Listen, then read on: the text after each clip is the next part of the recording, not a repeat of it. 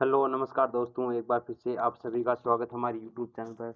I hope आप सभी बहुत बढ़िया होंगे और अपनी एग्ज़ाम की प्रिपरेशन है वो बहुत अच्छे से कर रहे होंगे।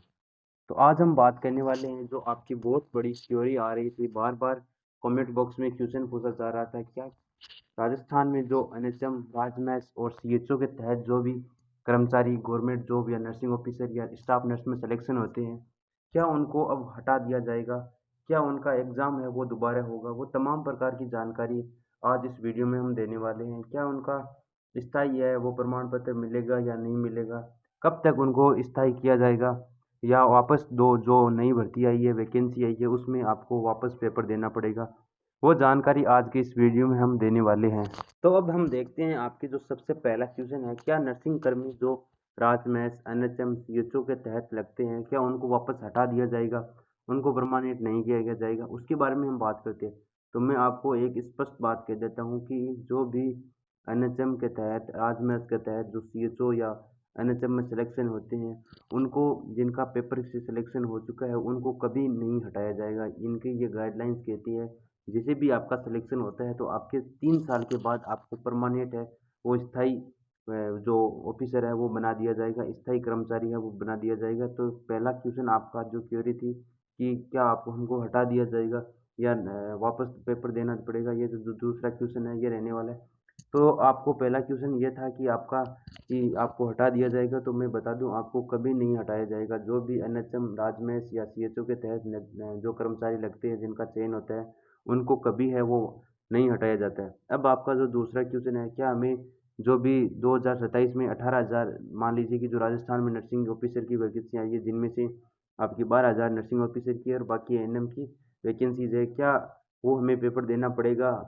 तो मैं बता दूं, अगर आपको पहले स्थायी होना है, यानी जैसे कि जो भी आप 2024 में लगे थे, तो 2024 में लगे थे तो उनको जो कॉन्ट्रैक्ट बेस पर लिया जाता है, आपके जो 3 साल का एक कॉन्ट्रैक्ट होता है, इसके बाद आपको परमानेंट किया जाएगा सीएचओ और एनएचएम में।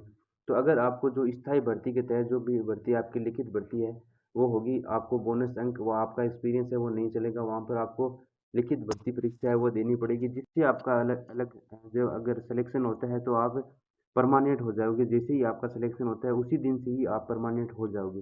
तो क्या अब आपको जो पेपर है वो देना पड़ेगा क्या 2027 में जो नर्सिंग ऑफिसर की वैकेंसी आएगी 12,000 पदों पे? तो अगर आपकी इच्छा है कि हम लगते ही परमानेंट हो जाए तो आप अपनी जो प्रिपरेशन है वो बरकरार रखिए। अगर आपको ये पेपर दे सकते हैं और देने के बाद आप हाथों हाथ पर आप परमानेंट है वो सिलेक्टेड हो सकते हैं। आपको 3 साल का इंतजार है वो नहीं करना पड़ेगा।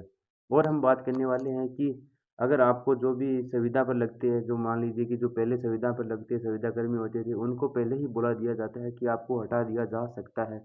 तो उन्होंने पहले ही जो भी जहाँ भी लगते हैं वहाँ पर पहले ही उन्हें बता दिया जाता है। तो ये तो बात हमने आज नहीं करने वाले हैं। हम आज बात करी थी हमने जो जो टॉपिक का जो भी एनएचएम, राजमेष और सीएचओ में आते हैं उनको हटा दिया जाएगा, तो बता दूंगा कि नहीं हटा दिया जाएगा, नहीं हटाएगा। और इसी के साथ जो अगला क्वेश्चन था आपका कि हमें आपको जो सीएचओ का जो पेपर आने वाला है, जो जो नेक्स्ट पेपर है आपके जो राजस्थान नर्सिंग ऑफिसर का, क्या जो सिलेक्टेड है उसको देना पड़ेगा? तो उसके बारे में भी मैंने आपको यहाँ पर जो क्वेरी आ रही थी उसको सोल्व कर दिया गया है। और अब हम बात करने वाले हैं जो राजस्थान की 2000 जो आपकी 26 एंड या 27 फर्स्ट में वैकेंसी आने वाली है जो 12,000 पदों पर नर्सिंग ऑफिसर की, उसकी किस प्रकार से आप स्ट्रेटजी बना सकते हैं उसका अलग जो नेक्स्ट वीडियो है उसके बारे में हम बात करने वाले हैं। नेक्स्ट वीडियो में बात करेंगे और बेस्ट बुक भी आपको हम प्रिपेयर करने वाले हैं कि कौन सी बेस्ट बुक है वो आपके लिए रहने वाली है। आज के लिए बस इतना ही।